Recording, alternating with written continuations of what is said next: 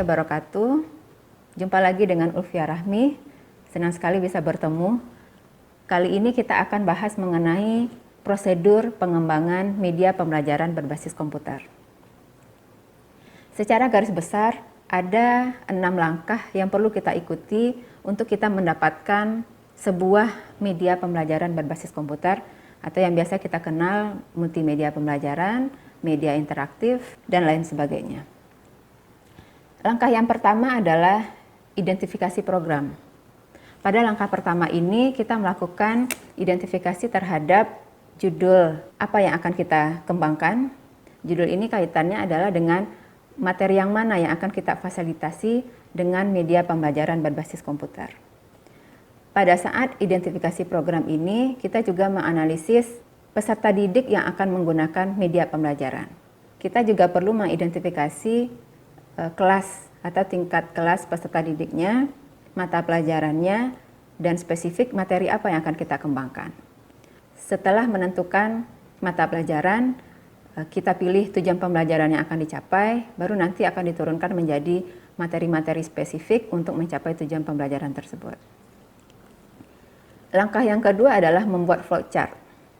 Berdasarkan identifikasi yang kita lakukan di langkah pertama, pada saat membuat flowchart, kita akan menuangkan langkah dari program secara keseluruhan dalam satu lembar kertas kerja.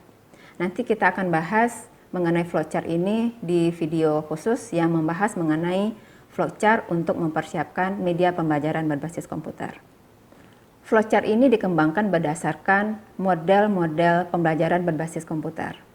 Ada 4 kelompok model media pembelajaran berbasis komputer yang bisa kita jadikan panduan untuk merancang flowchart.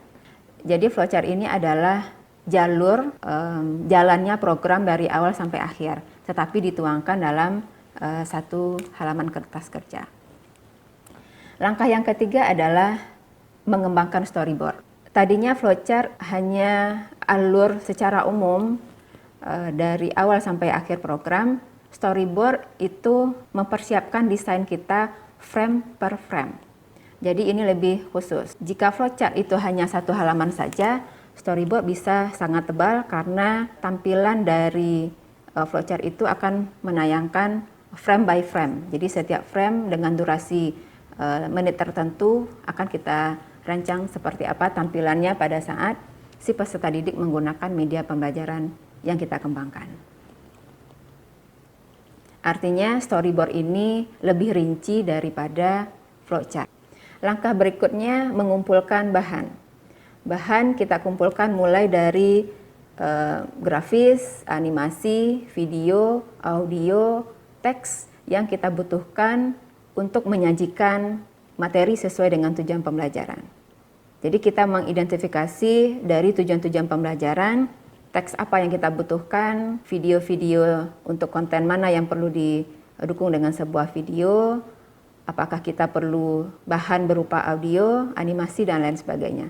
Itu kita kumpulkan di tahapan keempat.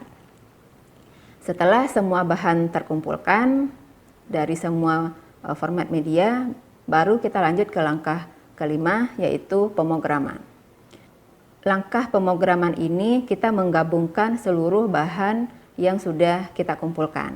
Bahan yang sudah kita kumpulkan, kita sajikan berdasarkan model yang sudah kita pilih. Apakah kita mengembangkan media pembelajaran berbasis komputer yang sifatnya tutorial, simulasi, drill and practice, atau games. Pada langkah pemrograman inilah kita menentukan aplikasi mana atau aplikasi apa yang akan kita pakai untuk mengembangkan media pembelajaran berbasis komputer. Apakah kita akan menggunakan Macromedia Flash, Macromedia Director, PowerPoint, Sigil, Flipbook, dan banyak aplikasi lain yang bisa dikembangkan untuk media pembelajaran berbasis komputer. Dan langkah terakhir itu finishing. Kita menguji coba program dan melakukan revisi. Uji coba program bisa kita lakukan kepada ahlinya, kepada orang yang memang paham betul mengenai media pembelajaran berbasis komputer, atau melakukan uji coba kepada pengguna. Dalam hal ini pengguna media pembelajaran berbasis komputer ini adalah peserta didik. Jadi bisa kita uji cobakan kepada peserta didik bagaimana penilaian mereka terhadap media yang kita kembangkan. Berdasarkan masukan dari pakar ataupun dari peserta didik, kita bisa melakukan revisi agar media yang kita kembangkan menjadi lebih baik atau menjadi lebih sempurna.